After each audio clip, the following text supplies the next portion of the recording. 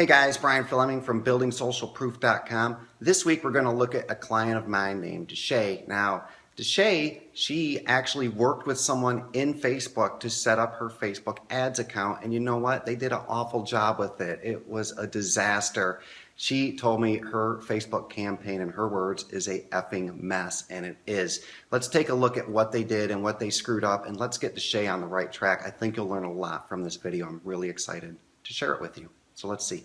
Okay guys, today we are going to look at Deshay's Facebook account because Deshay said to me in her own words, Brian, my Facebook ads are an effing mess. Help me get it on track. So let's look at what Deshay's been doing and see what we can do to get her Facebook ad campaign cleaned up. So when I first look at it, I see some post engagements and website clicks. Those look like basically the two kinds of campaigns she's been running.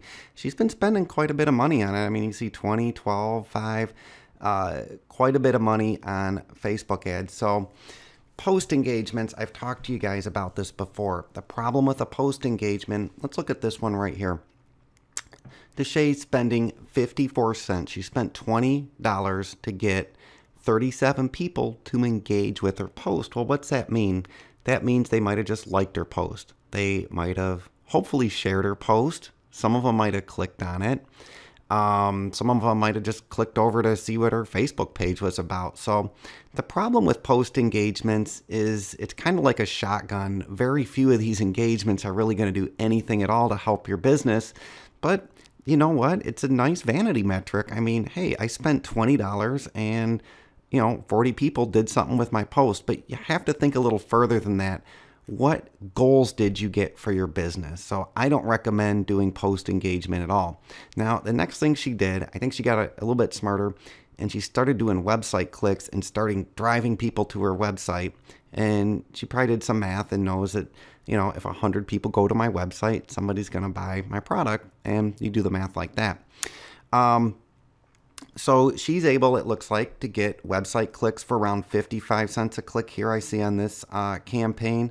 I want to look at the one further up. I want to look at this one because this looks like the campaign she's running the most. She's got almost 250 clicks on it on this point. It's been seen by 30,000 people, and she's at 83 cents per website click. So let's talk about that first. When you're just sending people to click to a website, that's what Facebook's going to do is they're going to try to find people who've looked at ads similar to yours in the past and have clicked on those, and they're going to skew your ads to show it to people who are more likely to click on ads to get you cheap clicks to your site. But that's not what Deshay really wants. She doesn't want clicks to her site. She wants people to buy her product. So she probably would want to set this up as to optimize for a conversion. And a conversion would be buying her service, or what I would rather have her do is make a conversion to sign up an email lead. And then you can get the email leads on a list and you can nurture those leads and build a relationship with them. And down the road, they'll be more likely to buy from you. So let's drill in on this campaign and just take a quick look at it. And I'll give you guys some tips on how to clean this up. So the very first thing I see is she's only running one ad. So when you guys start up a campaign like this, make at least 4 ads. The first 4 are going to be the exact same headline, only change the image. You want to find your winning image first. Then, after you find your winning image, make 4 more ads, use the same image, and change around the headline to find a winning headline. After you make those 2 passes, your cost per conversion will start coming way, way down because you'll be able to optimize it. So first thing Deshay will want to do is make more than 1 ad. So that would be the first thing. I think her audience probably looks decent enough if she's getting 83 cents a click, but let's look into this a little bit further. Let's actually look at the ad here.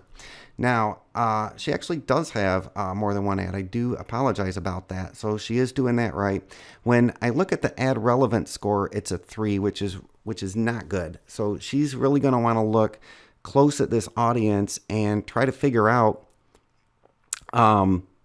why the relevance score isn't like, it needs to be like a 7, 8, or 9 to be getting good click costs. So she's actually being penalized paying a higher cost per click because Facebook does not think her ad is relevant. There's not enough people who are seeing this actually clicking on the ad. So I think we'd want to look at the ad and look at who it's going to and really try to tighten it up a bit more. So $94 got her 118 website clicks. Now the next problem is, where are you sending these people to? So let's look at our one of our ads here. So I'll double click on this guy. Let's have it bring it up.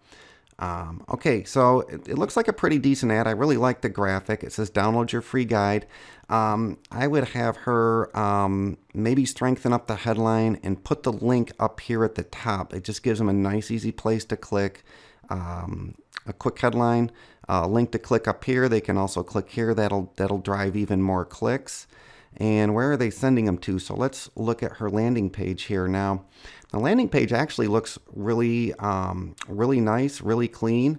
But when I look at it, I don't see anything to do at the top. So I have to read this and scroll down and read more. I don't see anywhere to enter an email. And when I come down, it looks like a nice course and everything.